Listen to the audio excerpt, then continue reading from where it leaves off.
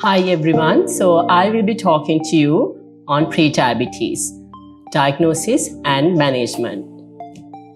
So what is prediabetes? It is a state of dearranged blood glucose homeostasis. Blood glucose levels are higher than the normal but are below than the threshold for the diagnosis of diabetes. So that is what we call prediabetes.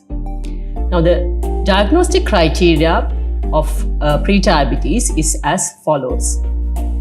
So if we do a fasting plasma glucose, if the result is between 100 and 125 milligrams per deciliter, that would point towards a diagnosis of impaired fasting glucose. If the 2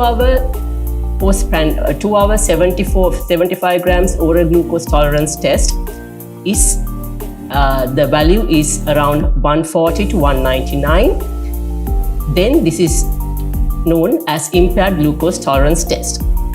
The HbA1c, a level between 5.7 to 6.4, is known as prediabetes. So these are the criteria for us to come to a diagnosis of prediabetes. Why is it important to detect and treat prediabetes?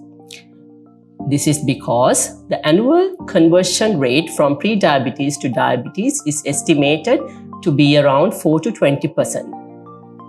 Prediabetes is known to increase the risk of microvascular and macrovascular complications.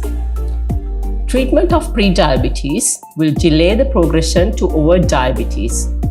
It may decrease the macrovascular and the microvascular complications as well as the mortality. So you can see that it is extremely important to diagnose and treat this correctly. So let's have a look at the natural history of progression from prediabetes to diabetes. Now in this chart, in this graph, you can see in the topmost part, it shows the values following a post-meal glucose test and a fasting glucose test. So in the past, usually in pre-diabetic patients, we see that the first thing to become elevated is the post-meal glucose test rather than the fasting glucose. But as time goes on, both of these will increase. The lower part of the graph depicts the insulin secretion. And as you can see here, in a pre-diabetic person, there is marked increase in the insulin secretion due to insulin resistance. However, with time, the insulin levels will decrease due to the beta cell failure. And subsequently, it will end up in impairment of insulin secretion. How should a patient with prediabetes be managed? It is important to assess the metabolic risk factors and advise the patient to modify these accordingly. Pharmacotherapy also has a role in the management of prediabetes. It is also very important to monitor for progression to diabetes at least annually, because as we said before, there is a 4 to 20% increase risk of conversion from prediabetes to diabetes annually. So let's talk about metabolic risk factor modification. Primarily, lifestyle management plays an important role.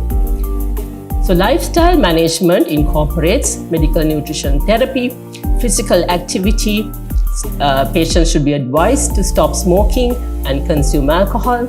Stress management is also extremely important.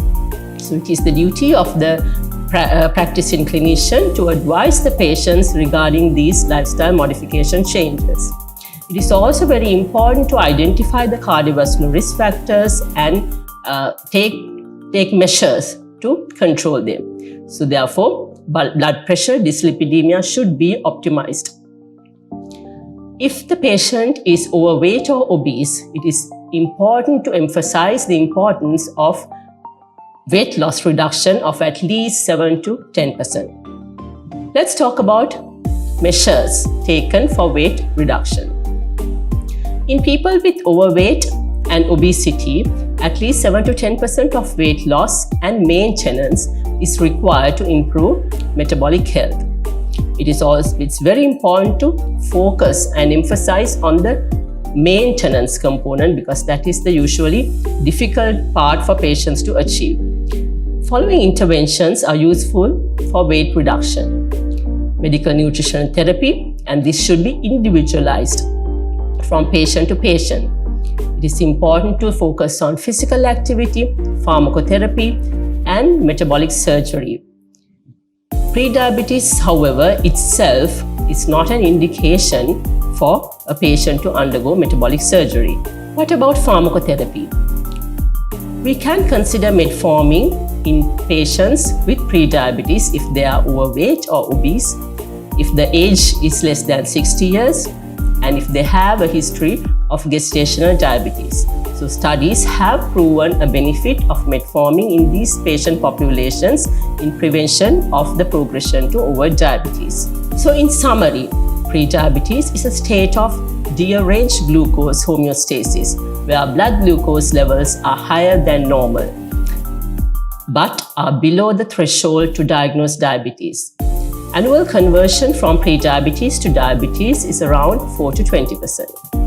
Prediabetes increases the risk of microvascular and macrovascular complications, and the key management components are metabolic risk factor modification, pharmacotherapy, monitoring of progression from prediabetes to diabetes at least annually, and finally, treatment of prediabetes delays the progression of diabetes and reduces the microvascular and the macrovascular complications and the mortality as well.